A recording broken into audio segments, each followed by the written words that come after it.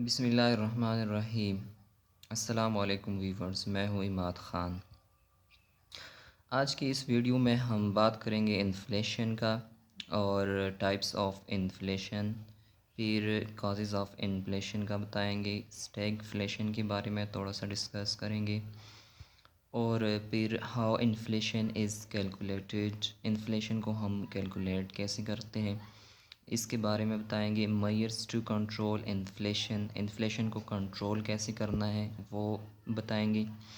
ठीक है, उसको मैं इन्फ्लेशन को कंट्रोल करने की दो पॉलिसीज़ होती है गवर्नमेंट की, एक मॉनेटरी और फिस्कल पॉलिसी। ठीक है, तो सबसे पहले बात करते हैं इन्फ्लेशन की।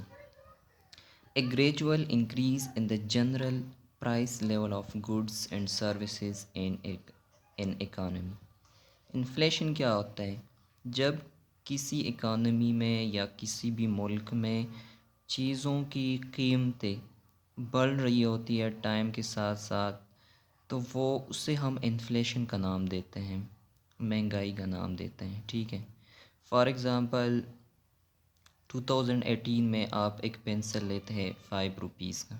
ठीक है, और वही पेंसिल आप 2019 में लेते हैं तो वही पेंसिल आपको 10 रुपीज़ का मिलता है। ठीक है, तो जो पहले आपको 5 रुपीज़ का मिल रहा था वही पेंसिल आपको अब 10 रुपीज़ की मिल रही है।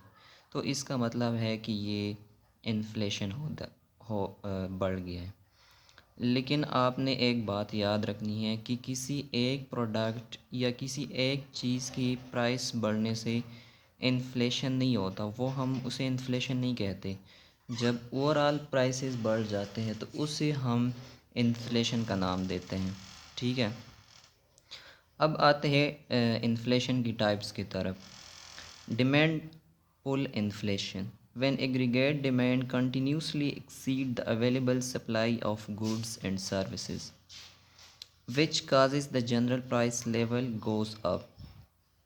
जब किसी इकानमी में जो चीज़ों की डिमांड होती है वो एक्सीड कर जाए, वो ज़्यादा हो जाए उन ही चीज़ों की सप्लाई से, मतलब जितनी मार्केट में सप्लाई हो रही है ना चीज़ों की, उससे उसका डिमांड बढ़ जाता है। तो इस वजह से क्या होता है कि कीमतें बढ़ना स्टार्ट हो जाती हैं। सिंपल सी बात है, जब मार्केट में कोई चीज़ कम हो जाती है और उसका डिमांड बढ़ जाता है, मतलब जो लोग डिमांड कर रहे होते हैं किसी चीज़ की वो ज़्यादा हो और मार्केट में वो चीज़ कम मिल रही हो, तो क्या होता है, प्राइसेस ही बढ़ जाते हैं उसके। ठीक है, अब ये डिमांड पुल इन्फ्लेशन की काजेज़ कौन कौन से हैं, मतलब ये किस वजह से ये इन्फ्लेशन आ जाता है। तो सबसे पहले तो पॉपुलेशन के बढ़ने की वजह से भी ये इस तरह का इन्फ्लेशन आ जाता है। जब पॉपुलेशन बढ़ रहा होता है ना, तो ये डिमांडफुल इन्फ्लेशन जो है वो आ जाता है। ठीक है, और इसके साथ जब लोगों का इनकम जो है वो इंक्रीज़ हो जाए, वेजेस जो है लोगों की इंक्रीज़ हो जाए, बढ़ जाए, तो जब लोगों के पास पैसा आना स्टार्ट हो जाए ना, तो तब भी लोग डिमांड करना ज़्यादा कर देते हैं। मतलब पहले मेरा इनकम जो है वो 10,000 था, तो मैं एक सूट जो है ले रहा था कपड़ों की।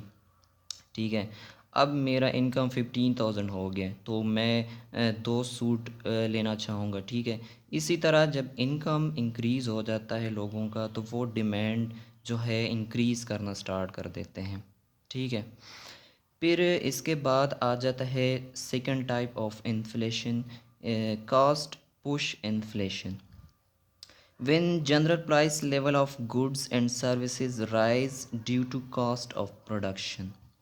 जब चीज़ों की प्राइसेस, चीज़ों की कीमतें प्रोडक्शन की कास्ट की वजह से जो है बढ़ जाए। प्रोडक्शन की कास्ट का क्या मतलब है? फॉर एग्ज़ाम्पल जो मैं एक कैलकुलेटर फॉर एग्ज़ाम्पल बना रहा हूँ। ठीक है, तो उसमें रॉ मटेरियल्स लगते हैं। तो जब रॉ मटेरियल्स की कीमतें बढ़ जाती हैं तो उस वजह से क्या होगा कि मैं फॉर एग्ज़ाम्पल मैं एक कैलकुलेटर बना रहा था। ठीक है, तो वो मैं 100 रुपीज़ का एक बेच रहा था। अब जो इसमें जो रॉ मटेरियल्स लग रहे हैं या जो मेरे पास लेबर्स काम कर रहे हैं उनकी वेजेस बढ़ जाते हैं, तो उस वजह से क्या होगा कि अब ये कैलकुलेटर जो पहले मैं 100 रुपये का बेच रहा था, अब उसको मैं भी 150 का बेच दूँ या 200 का बेच दूँ।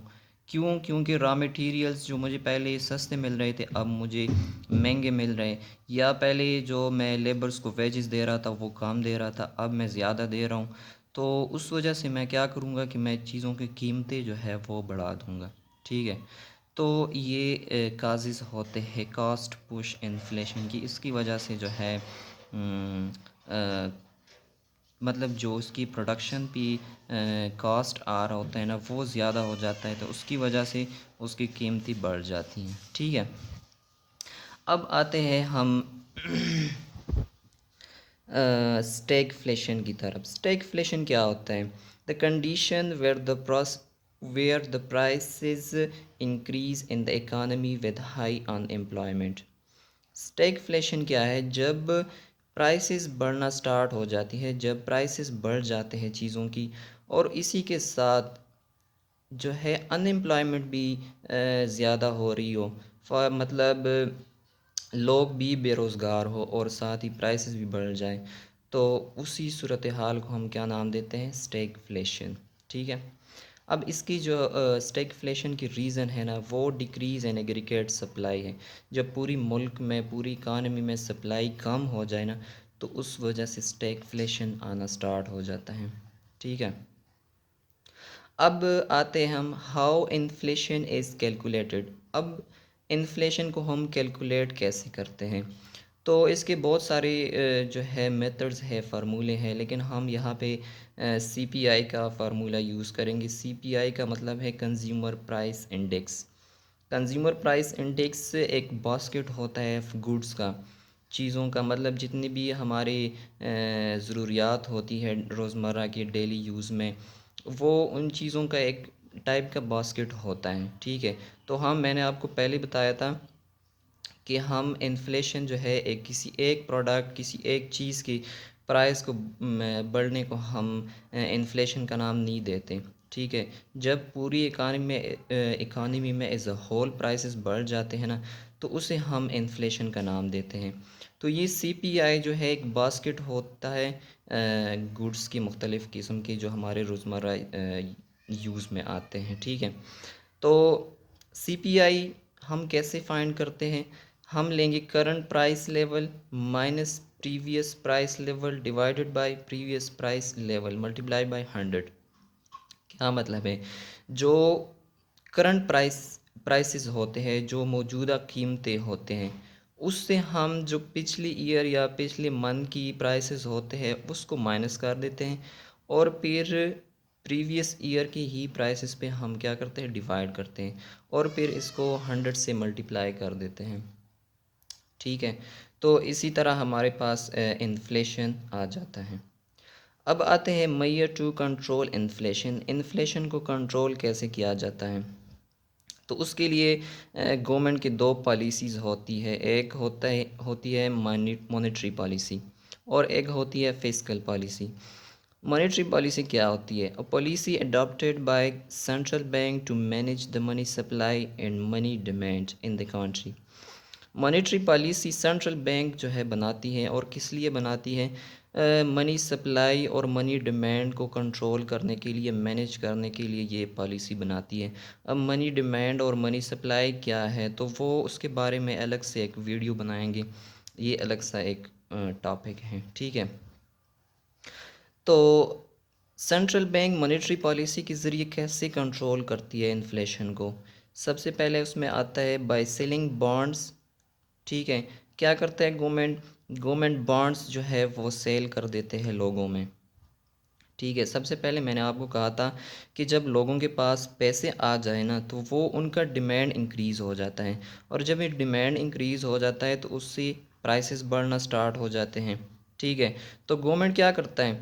गवर्नमेंट बॉन्ड्स बेच देते हैं लोगों को, और उस बॉन्ड्स के जो है उनसे पैसे ले लेते हैं। ठीक है। तो वो गवर्नमेंट उनके साथ उनके एक एग्रीमेंट होती है कि हम उस पर कोई इंटरेस्ट वगैरह जो है उनको देते हैं। तो गवर्नमेंट का मकसद ये होता है कि लोगों से पैसा जो है वो किसी तरीके से ले लिया जाए।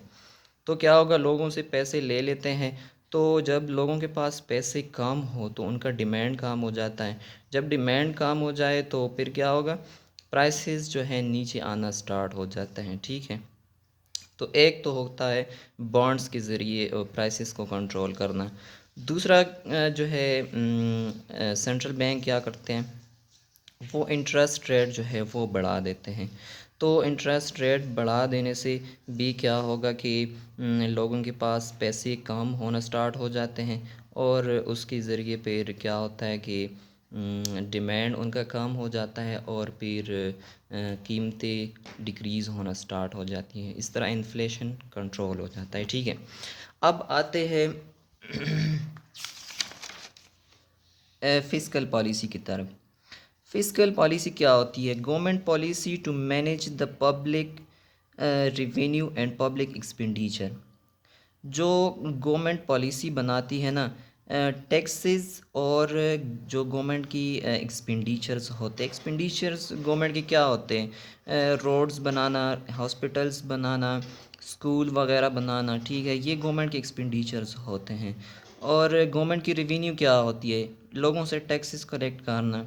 ठीक है, तो जो गवर्नमेंट टैक्सेस और एक्सपेंडिचर्स से रिलेटेड जो पॉलिसी बनाती है ना, उसे फिस्कल पॉलिसी का नाम देते हैं। ठीक है, अब गवर्नमेंट फिस्कल पॉलिसी के थ्रू कैसे कंट्रोल करता है इन्फ्लेशन को, तो उसमें आता है गवर्नमेंट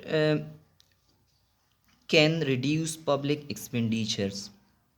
गवर्नमेंट क्या करेगा, गवर्नमेंट अपने एक्सपेंडिचर्स काम कर देगा। अब गवर्नमेंट एक्सपेंडिचर्स के काम करने से क्या होता है, जब गवर्नमेंट एक्सपेंडिचर्स करता है ना, रोड्स बनाते हैं या कोई हॉस्पिटल बनाता है या कोई और स्कूल वगैरह बनाता है, तो उससे क्या होता है कि लोगों को रोज़गार मिल जाता है।